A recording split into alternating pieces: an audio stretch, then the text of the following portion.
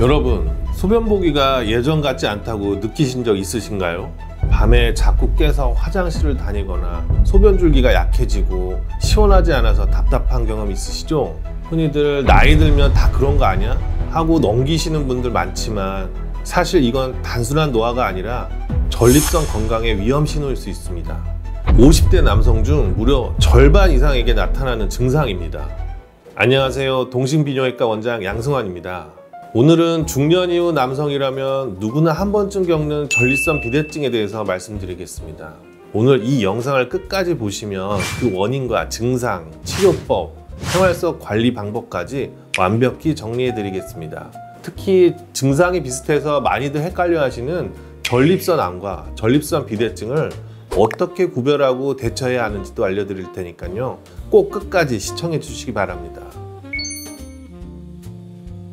전립선은 방광 바로 아래에서 소변이 나오는 길을 둘러싼 작은 기관입니다. 나이가 들면서 전립선이 커지면 요도가 눌려 소변이 잘 안 나오게 되는데 이것을 전립선 비대증이라고 합니다. 쉽게 말해 수도관이 좁아져 물줄기가 약해지는 것과 같은 원리입니다. 전립선 비대증은 양성질환이지만 방치하면 일상생활에 큰 불편을 주고 합병증으로 이어질 수 있습니다. 50대 남성의 절반 이상, 60대에서는 60에서 70%, 또 70대에서는 대부분이 전립선 비대증 증상을 경험하게 됩니다. 우리나라 보건복지부 통계에 따르면 해마다 수십만 명이 전립선 관련 진료를 받고 있습니다. 흔한 질환이지만 나이 들면 어쩔 수 없다고 넘기지 마시고 적극적으로 관리하는 것이 중요합니다. 대부분 소변 줄기가 가늘고 약해지고요. 소변 시작이 늦고 오래 걸리고 소변을 보고 나서도 개운하지 않은 잔뇨감이 나타나게 됩니다. 밤에 여러 번 깨서 화장실을 가는 야뇨증이 생기고 갑자기 소변이 마려 참기 어려운 급박뇨가 생기기도 합니다. 또 심하면 아예 소변이 안 나오는 급성 요폐가 생기기도 합니다.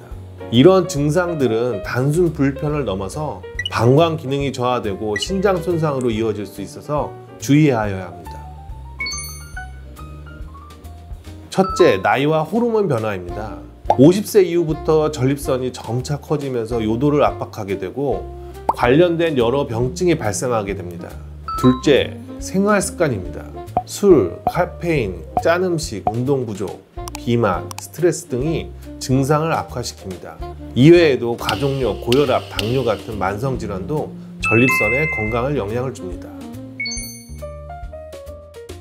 전립선 비대증은 경증, 중등도, 중증으로 나눌 수 있는데요. 경증은 증상이 있지만 일상에 큰 지장이 없고 관찰과 생활습관 교정으로 관리합니다.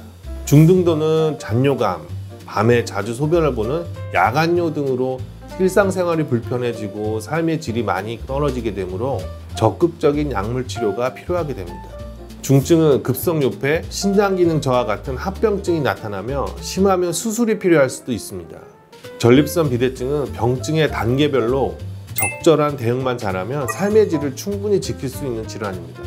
증상을 느끼시면 너무 늦기 전에 빨리 가까운 비뇨기과에서 적절한 진료와 도움을 받으시기 바랍니다.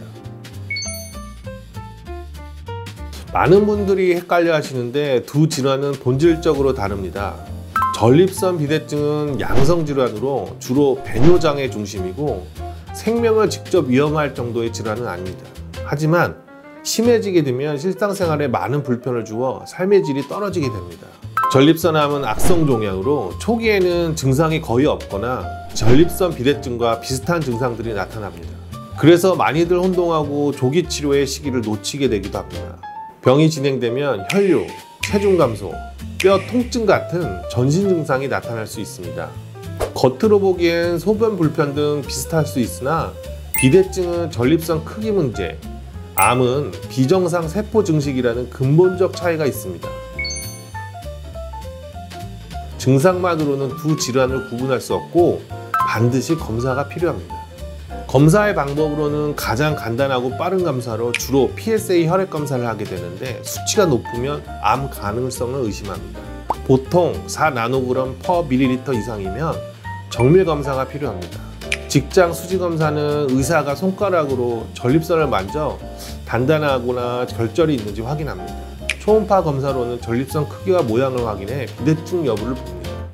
요속 검사와 잔뇨 측정을 통해 소변 줄기와 남은 소변량을 수치로 확인하게 되고요. MRI와 조직 검사는 암이 의심될 때 최종 확진을 위해 시행합니다. 환자분들이 많이 궁금해하시는 내용 중에 PSA가 높으면 암인가? 무조건 암은 아닙니다. 비대증이나 염증이 있어도 PSA가 올라갈 수 있습니다. 조직 검사는 아프지 않은가?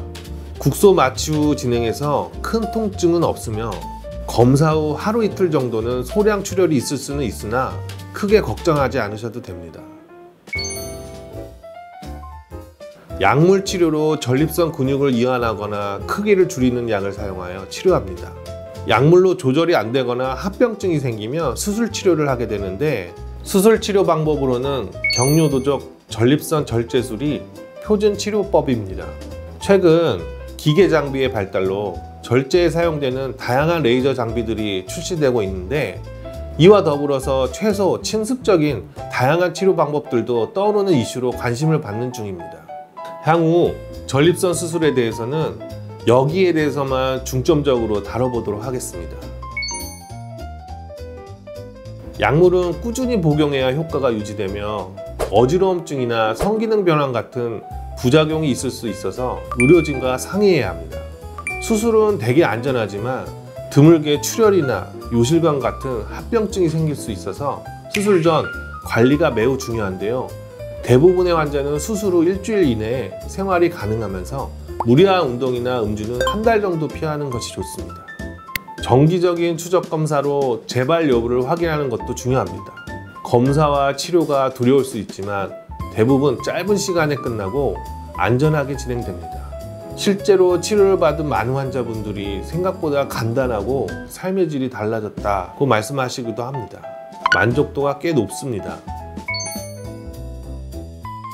전립선 비대증을 방치하면 단순히 소변 불편에서 끝나지 않습니다. 방광이 과도하게 드러나 기능이 떨어지고 잔뇨가 많아지면서 요로 감염이 반복됩니다. 또 방광 안에 결석이 생겨서 배뇨시 통증과 혈뇨를 유발할 수도 있습니다. 소변이 역류하면 신장에 부담을 줘 만성 신부전으로까지 진행할 수 있습니다. 이처럼 합병증은 삶의 질을 떨어뜨릴 뿐만 아니라 건강에 심각한 위험이 되기 때문에 조기 치료와 관리가 중요합니다. 몇 가지 생활 속 관리만으로도 예방과 증상을 많이 완화할 수 있는데요.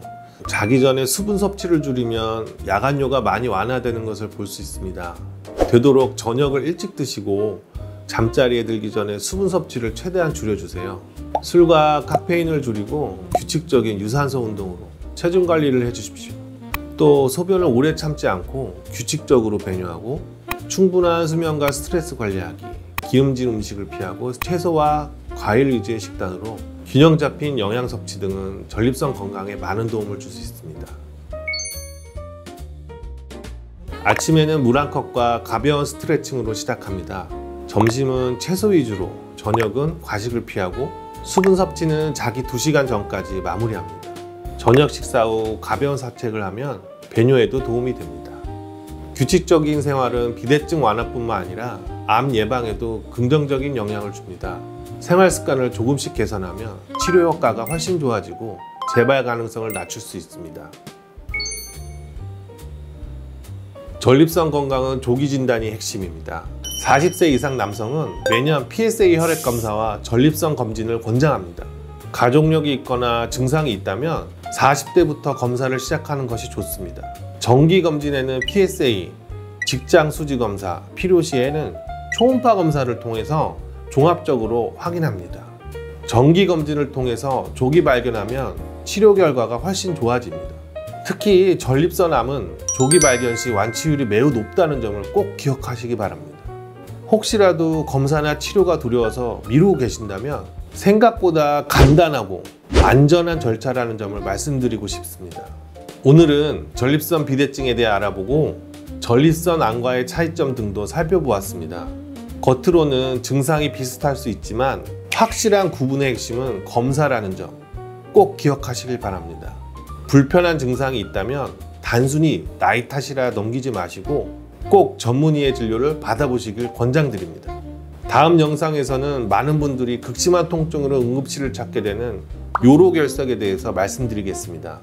콩알만한 돌이 어떻게 사람을 쓰러뜨리는지, 그리고 재발을 막으려면 어떻게 해야 되는지 알려드릴 테니 구독과 좋아요, 알림 설정 해주시고 꼭 시청하셔서 꿀팁 정보 받아가시기 바랍니다. 오늘도 끝까지 시청해 주셔서 감사합니다.